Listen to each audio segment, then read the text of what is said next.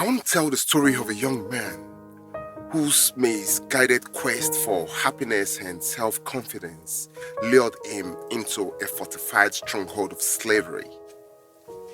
1999 was when it all began. He was 15. His dad got prematurely retired at work, and in no time, everything he ever banked on for self-confidence dwindled to zero, leaving him with a high-level, low self-esteem. So soon, he strays from the ways of the Lord, the ways he was raised since the days he was young. He follows the ways of the world where he got introduced to drugs, and tires with sermons of embraces that are warm, backed up with talks on how it helped calm storms and make painful experiences numb. But they left out the parts where its addictions would enslave him and end up making him a dunce. Anyways, he did his findings. He knew the facts and went on to accept the fictions.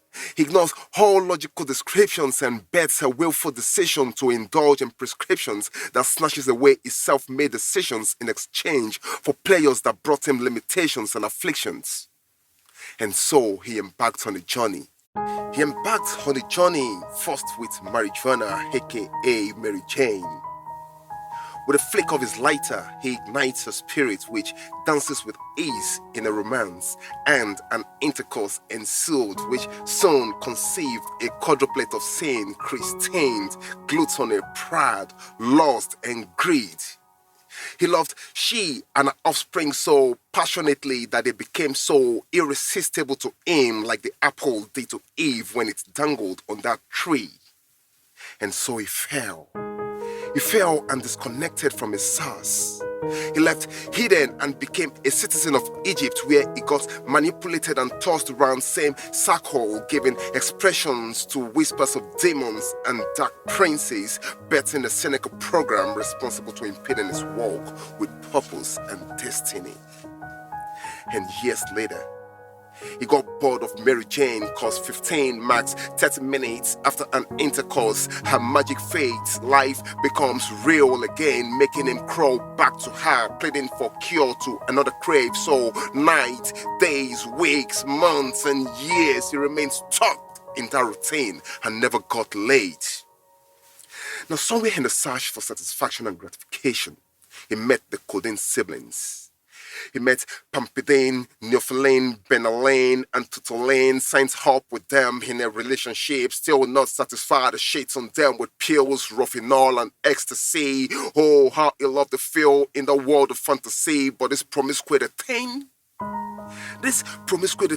leads him to flirting with a needle and syringe, crack, and nicotine, until one night where he had them all in an orgy.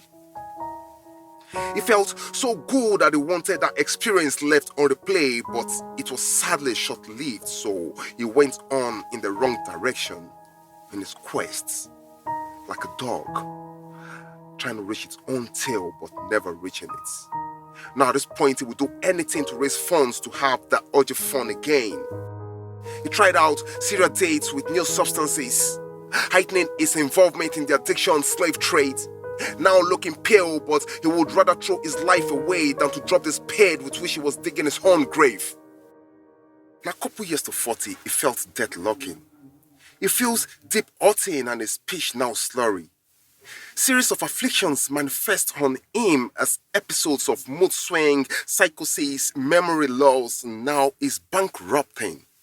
His life is now a sub-story, a shadow of his old glory. He rode down memory lane, sad and lonely. He can only boast of acquisitions as a strong adaptation to drugs plus an increased craving sensation. Not even a car, no credentials. Not even a roof, no source of livelihood. Scared he will be called a fool because he will be 40 soon. At this point, reality stares him in the face. Looking back at the wasted years, regret crept on him like a Grinch as he wished he never rode down that lane. He makes up his mind to quit, only to realize again that his will's been hijacked by players from that first place. His will's been hijacked by powers in high places.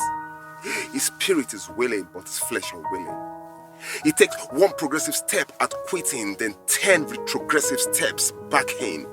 So there he was, struggling and gasping for breath in that ocean of addiction.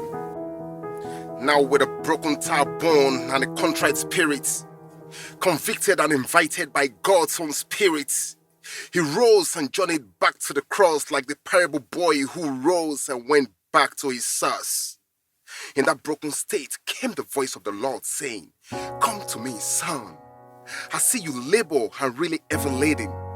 Take my yoke upon you, lean on me, and ye shall find rest unto your soul." And so he cried and pleaded for mercy. He cried and prayed until he got caught in a trance. In the trance, he found himself chained with 1,000-kilo weights. Behind bars, heavily armed guards secure the gates, lashed in the back, gripping and sniffling in pain. Meanwhile, somewhere in an upper room, incense from his parents' altar went up to the Lord in heaven. They prayed because their advices failed. They prayed. They prayed until the Lord came mightily as lightning and thunder, causing the foundations of the prisons to shake, broke down the gates, broke loose the chains. Some of the guards them pick raised, the rest them faint. It's like a repetition of Peter's case in Acts chapter 12. Then an angel came, held his hand and led him through the gates and told him, "You are no longer a slave." This experience broke him out of the prison of addictions without having to go through an institution for rehabilitation. He got free from condemnation to eternal restoration. God is calling you for a conversation.